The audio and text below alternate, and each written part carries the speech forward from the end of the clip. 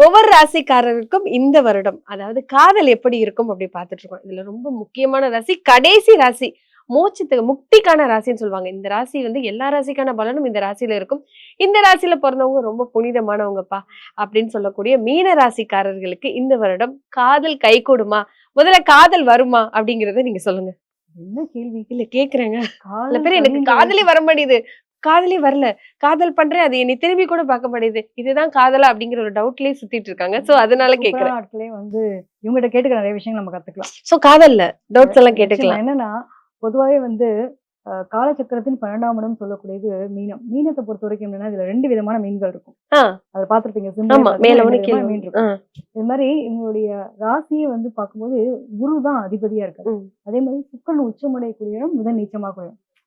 என்ட்ட கேளுடா ஒரு லவ் ஸ்டோரி எப்படி இருக்குன்னு. அந்த பொண்ண எப்படி பிக்கப் பண்ணி, எப்படி ட்ராப் பண்ணி என்னென்ன விஷயங்கள் நான் பண்ணியிருக்கேன் தெரியுமா? கடைசியில என்ன கழட்டி விட்டு போயிடுச்சு. இவர் ரூட் அப்படின்னு தல போல. ரூட் போட்டு குடுப்பாரு போல. ஆமா. அவருக்கு எல்லா விஷயமும் அனுபவசாலின்ற மாரி என்னோட காதல்லலாம் ஒரு ஒரு ஸ்டோரியே சொல்லலாம். ஒரு வரலாறு படைக்கலாம் அப்படின்ற அளவுக்கு ஒரு இருக்கு. புக்கே எழுதலாம். இவங்க ஒரு ஒரு காதல் தொடர்பான விஷயத்துல சந்திக்காத ஆட்கள், கடந்து வராத ஆட்கள்னு நெறைய பேர் இல்லன்னு சொல்லலாம். ம். முக்கியமா காதலிச்சு திருமணம் பண்ணக்கூடிய ஆட்கள் யாருன்னா, மீனராசியில பிறந்தவங்க தான். இந்த சூப்பர், வருஷம் சூப்பர். சூப்பரா இருக்க போறது. ஆஹா. சனியினுடைய பார்வை இருக்குல்ல. ஆ. அதனால கரெக்ட்டான பாடமும் சூஸ் பண்ணது ரொம்ப முக்கியம். எங்களுக்கும் காதல் இருக்கு. எங்களுக்கும் காதல் வந்துச்சு. ஆனா அது வேற விதமான காதலா இருந்துச்சுன்னா தப்பாயிடும். அது ரொம்ப முக்கியம். காதலிச்சு கல்யாணம் பண்ணிக்கிறதுக்கான வாய்ப்புகள் உண்டு. ம். ஏன்னா இவங்களோட 5ஆம் இடத்துல குரு வராரு. ஆஃப்டர் ஜூனுக்கு மேல நல்லா இருக்க போறது. அதுல எதுவும் மாற்றம் இல்ல.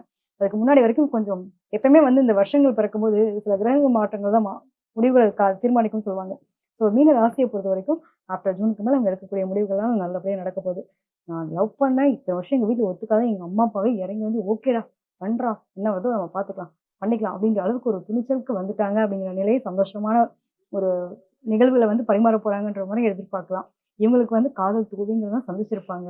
எப்படிப்பட்ட காதலும் வேணுமோ, இந்த காதல் என்ன பண்ணும்? அந்த காதல் என்ன பண்ணும்? இந்த காதல் எதுவரைக்கும் போய் ஊத்திக்கும் அப்படின்ற அளவுக்கு ஹிஸ்டரி வச்சிருக்கக்கூடிய ஆட்கள் யாருன்னா, நம்ம மீனத்துல பிறந்தவங்க.